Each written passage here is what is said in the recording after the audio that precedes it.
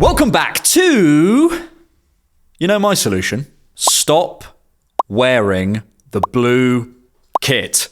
More than you believe, we dropped points on Sunday at Old Trafford as a chaotic second half followed a dreary, but frankly now typical 24-25 Arsenal performance in the first. All the field tilt, all the final third entries, all the box touches, nothing to show for it. If the title race wasn't dead, buried, write their name on it before Sunday, I think we're certainly at book the parade now. The league season is done, and people are, understandably, very annoyed about it, myself included. And many people are talking about the manager.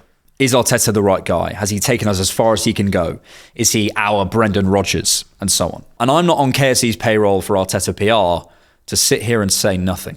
Joking aside, most people know where I am generally on the manager. I like him, I think he's the right guy, but I'm not blind to his mistakes. I regularly critique him. However, something I realise we haven't actually discussed on this channel is when is it acceptable to question Arteta's place at the club? Is it worth, even as a thought experiment, defining what the cutoff point actually is? I don't like doing this, and I know many people hate these types of conversations. We don't want to be reactionary, we want to be supporters. But maybe we have to face this question. If not now, 15 points off the top, looking over our shoulder at Forest, then when? But to do it, we have to ask the right questions. Of course he's flawed, all managers are. The question is he critically flawed? He's made mistakes, as everyone does. The question is, are they repeated and avoidable? There's context to this season, there always is. But could he have done better in that context? And how much further would that have gotten us? Those are the conversations I'm interested in having today. The grey. And when we go into that grey, into those clouds where many are predicting rain, and maybe they'll be right, who knows? Is there still room for optimism? Mikel Arteta is not perfect. I think we're all pretty agreed there. The shine of his initial impact on the club has well and truly worn off.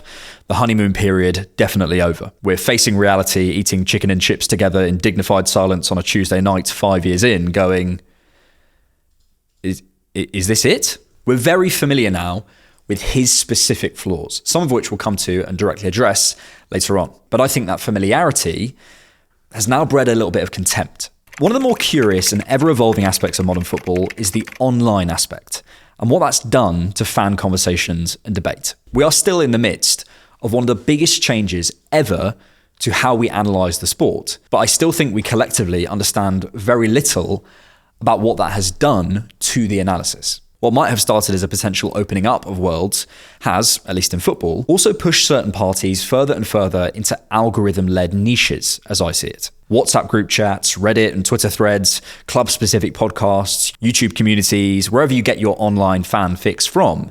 Many now congregate in often insular online communities, having new and exciting, but hyper-specific conversations about the dealings at their club. Myself absolutely included. We no longer need to have football conversations about our club with fans of other teams or hear the barman's lukewarm take on Arsenal. We don't need to read the national newspapers covering a range of clubs. We don't need to engage in surface level TV analysis where our team gets 5 minutes from someone who's barely watched us. We can, at any time of the day, from anywhere, have a conversation with someone who has the same level of interest and depth of knowledge as we do about our club. Now, it's amazing. It's genuinely incredible to be able to connect that way. I'm not saying it's a bad thing. But in that club-specific niche, I think sometimes we can lose sight of a few fundamental realities. And one of them, I think, more of which we'll come to later, is that football success is ultimately relative. To decide how good a team or a manager is, we can't do it only by focusing on ourselves. So let's first look at Arteta's Arsenal against teams with similar budgets and ambitions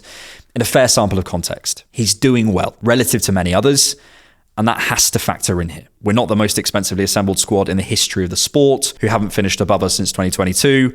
We're not firing dinner ladies in 14th. And if you'd rather have Ange, honestly, switch off the video at this point. I just don't think this channel's for you. City are 5th.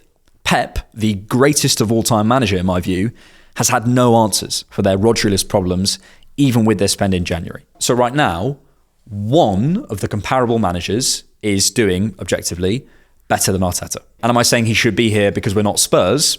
No. My point is, we have to compare him to others to figure out how well he's doing. And I'd argue there's one guy doing better. That said, I'm going to do some Arteta criticism. This is a new thing for me tactically.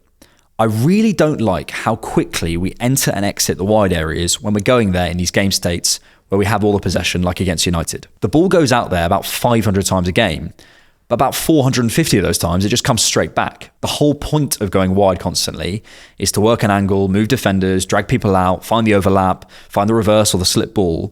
But we just waste so much time knocking it straight back or doing nothing with it. And when it goes there, the players in the pockets or on the outside don't actually run for the guys on the ball. And that must be an instruction. Arteta has really struggled consistently against compact physical mid-blocks, as we discussed in this video. We've spoken this season about our lack of quality converting high turnovers into shots, our lack of central access at points, some worrying numbers in our open play XG and other attacking metrics. I think Arteta's part in the Sterling dilemma is poor. I think he needs to take his part of the blame for the injury situation because some of it is load management, although there are some injuries that aren't to do with that.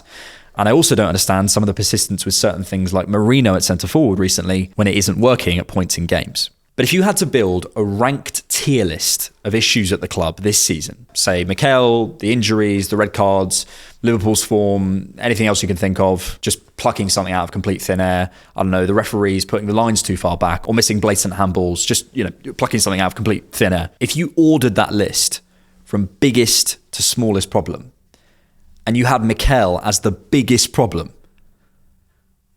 I think that's really harsh. And I think that goes back to what we were saying earlier. This predominantly online, hyper-specific laser focus on Arsenal makes us incredibly aware of our flaws. We go over and over them, more specific, more acute, watched over and over again, chewed over, dissected, spat out, and then re-remembered later down the line. We not only remember our flaws, we remember the last time that flaw was a problem for us. So hyper-involved are we at looking at our own flaws and our problems that I think we can tend to overlook or at least downplay some really basic and obvious things. Things that without that myopic view, other fans can see a mile off. For example, the last few years I've resisted the idea that Arsenal just need to spend on a big forward. I've always looked at it as kind of lesser analysis. No, if we just move Ødegaard here and do this with that player and, maybe if we get a bit more central access, you're outside, you don't get it. They were right. We search, I think, for a kind of less obvious answer, one that makes us feel less powerless, basically, as fans. But what if there isn't one? The fundamental realities of the sport still apply to us, even if we also know what Martinelli had for breakfast on the 5th of August. And one of those fundamental realities is this. If you have the best player, you usually win. Mohamed Salah has, you ready for these excuses? The most goal involvements in a single league season for any Liverpool player with 9 games to go, and is now their 3rd all-time leading goal scorer. He's equalled the record for goal involvements for any player in the league ever with 44, alongside Henry in 02-03 and Haaland in 22-23. Again, 9 games to go. He's now the joint 5th top goal scorer in Premier League history alongside Sergio Aguero, 3 off Andy Cole, and is about to become the highest scoring player from overseas in league history. He's odds-on favourite for the 2025 Ballon d'Or and was the first player in all of Europe's top 5 leagues to hit 50 goal contributions across all competitions. We could have had the season of our lives. No injuries, no red cards, everything to plan, no coaching issues, smashing teams 4-5-0 every week. That still wouldn't change the fact that when you have the best player, you're more likely to win. And if when we hear Salah's achievements, instead of going, okay, we've got stuff to fix, but also we have to factor this in, we go, it's entirely our fault and that's just an excuse. Is that not the definition of Arsenal-centric? Sometimes it's okay to look at your opponent and applaud. It doesn't make you bad by them being good necessarily, because it's not a zero-sum game. And then there's other fundamental realities of football too. Having your players fit means you win more games. Having your players on the pitch, not suspended, means you win more games. Having someone who can put the ball in the back of the net, you get where I'm going. And then we come back to understanding where Arteta fits in all of this. He's part of it. He is absolutely part of the picture. He has his part in the recruitment, the fitness issues. He's made coaching errors. But a lot of what a manager can affect is downstream of those fundamental things about football you can't really change. We may think we're above this type of analysis because we're not Roy Keane, unless you're watching, in which case, hello, like and subscribe. I know it's boring. We want to find a different answer. We want to call it excuses. But I think without accepting those fundamental things, we can end up winding ourselves up about things that are just so far down the pecking order and overrating, in my view, certain factors as problems. We can't have Saka on the pitch, so let's get really angry about a sub or a minor discrepancy in a stat. It's not even comparable, in my view. In terms of this downstream idea, how many of our coaching issues and problems relate to the final third where we haven't invested and we've got the most amount of injuries? This isn't chicken and egg.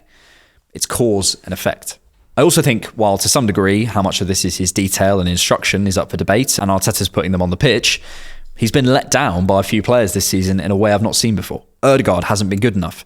He said it himself. Partey, brilliant at points this season, but PSV, Chelsea, Villa, Atalanta, just too many individual errors. Raheem Sterling, absolutely nothing there. No fight. How you can let a fullback come on ahead of you is only reflecting on your training performances. He's arguably been let down off the pitch too. I don't know if you saw him in January, but he wasn't exactly subtle. I can't imagine he loved the timing of Edu's departure.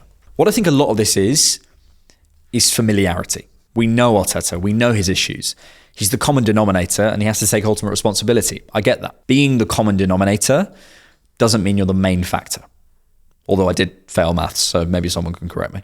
But let's say that's all a load of excuses. It's far too empathetic. It's far too soft. It's a results-based business. He has to go. Okay, in that case, I think sometimes we need a reminder of just how special this guy is. This isn't some bloke we picked up off the street. If you want him gone, that's fine, but he'd be gone, and he'd probably be gone to a major club where a lot of the issues around him might be fixed. Fine if you want him gone, but be careful what you wish for.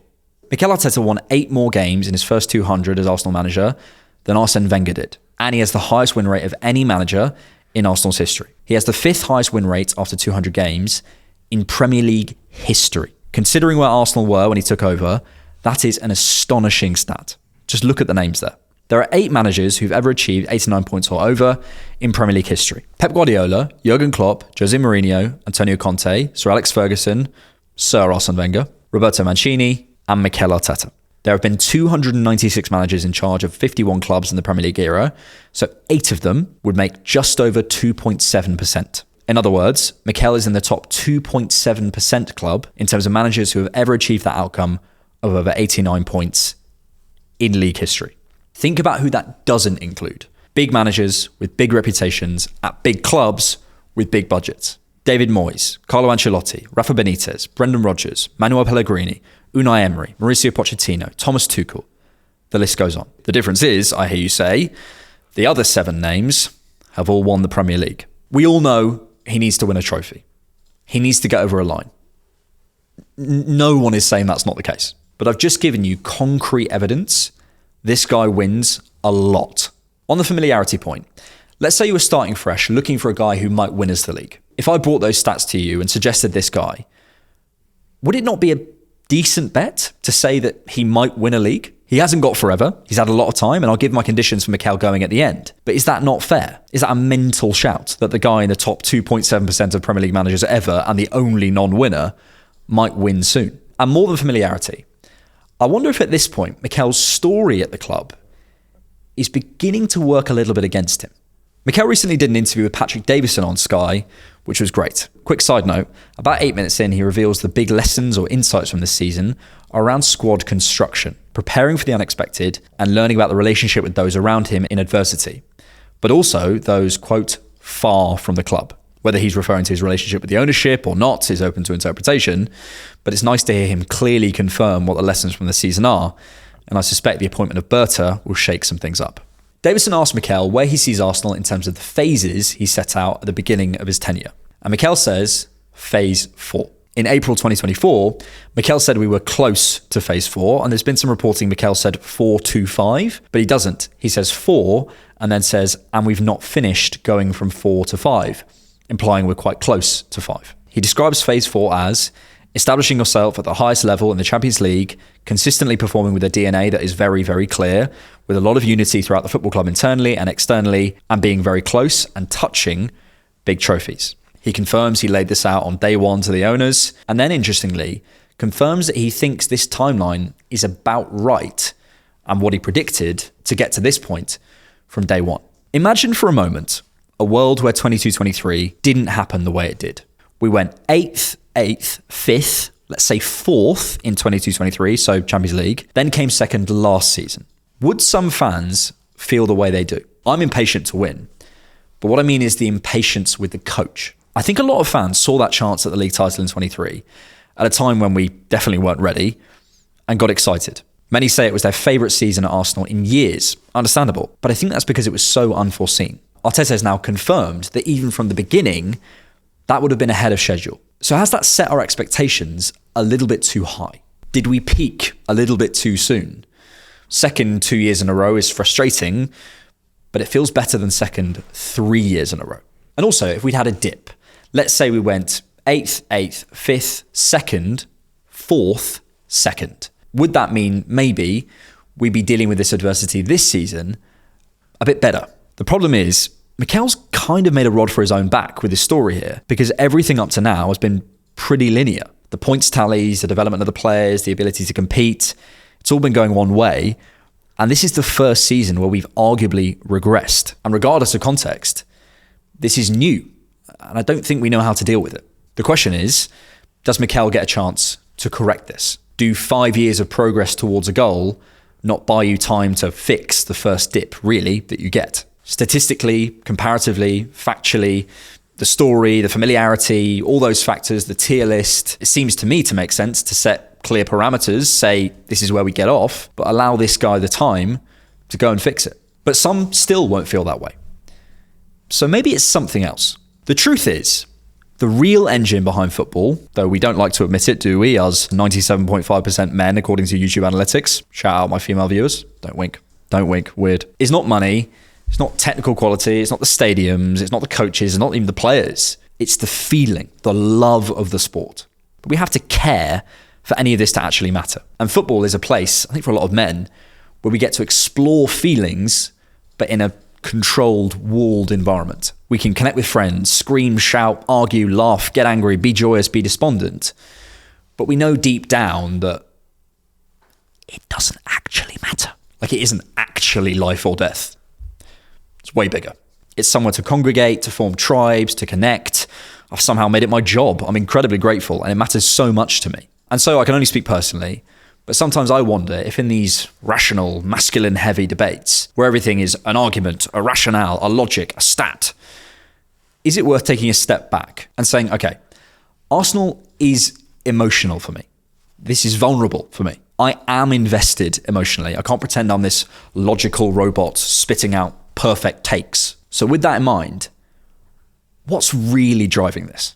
Do I want to get rid of the manager because it makes logical sense? Or am I just processing that it will be over another 12 months before I potentially see the thing I love competing and lifting silverware for a life and era-defining high? Do I think Mikel isn't going to get us over a line for good reasons? Or do I not want to face another season of getting my hopes up for it to potentially end in emotional pain again? Is Mikel the problem? Or is he an easy parasocial target for me to take my frustration out on?